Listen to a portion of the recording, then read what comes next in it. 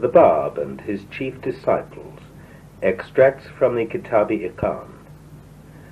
Though young and tender of age, and though the cause he revealed was contrary to the desire of all the peoples of the earth, both high and low, rich and poor, exalted and abased, king and subject, yet he arose and steadfastly proclaimed it. All have known and heard this. He feared no one. He was reckless of consequences. Could such a thing be made manifest except through the power of a divine revelation and the potency of God's invincible will? By the righteousness of God, were anyone to entertain so great a revelation in his heart, the thought of such a declaration would alone confound him. Were the hearts of all men to be crowded into his heart, he would still hesitate to venture upon so awful an enterprise.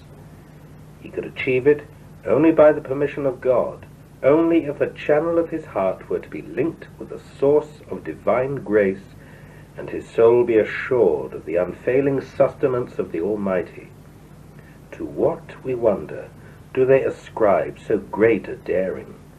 Do they accuse him of madness, as they accused the prophets of old? Or do they maintain that his motive was none other than leadership and the acquisition of earthly riches? Gracious God, in his book, which he hath entitled KITAB-IQAN, the first, the greatest, and mightiest of all books, he prophesied his own martyrdom. In it is this passage: O thou remnant of God, I have sacrificed myself wholly for thee. I have accepted curses for thy sake, and have yearned for naught but martyrdom in the path of thy love. Sufficient witness unto me is God, the exalted, the protector, the ancient of days. Could the revealer of such utterance be regarded as walking in any other way than the way of God, and as having yearned for aught else except his good pleasure? In this very verse there lieth concealed a breath of detachment for which, if it were breathed upon the world, all beings would renounce their life and sacrifice their soul.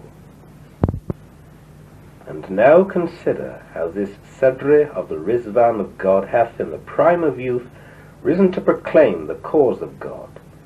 Behold, what steadfastness he, the beauty of God, hath revealed.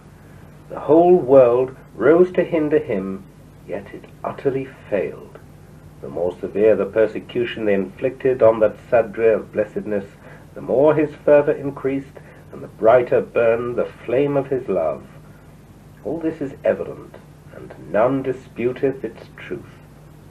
Finally he surrendered his soul, and winged his flight unto the realms above. No sooner had that eternal beauty revealed himself in Shiraz in the year 60, and rent asunder the veil of concealment, than the signs of the ascendancy, the might, the sovereignty, and power emanating from that essence of essences and sea of seas were manifest in the land, so much so that from every city there appeared the signs, the evidences, the tokens and testimonies of that divine luminary. How many were those pure and kindly hearts which faithfully reflected the light of that eternal sun, and how manifold the emanations of knowledge from that ocean of divine wisdom which encompassed all beings. In every city all the divines and nobles rose to hinder and repress them, and girded up the loins of malice, of envy and tyranny for their suppression. How great the number of those holy souls, those essence of justice, who, accused of tyranny, were put to death, and how many embodiments of purity, who showed forth naught but true knowledge and stainless deeds, suffered an agonizing death.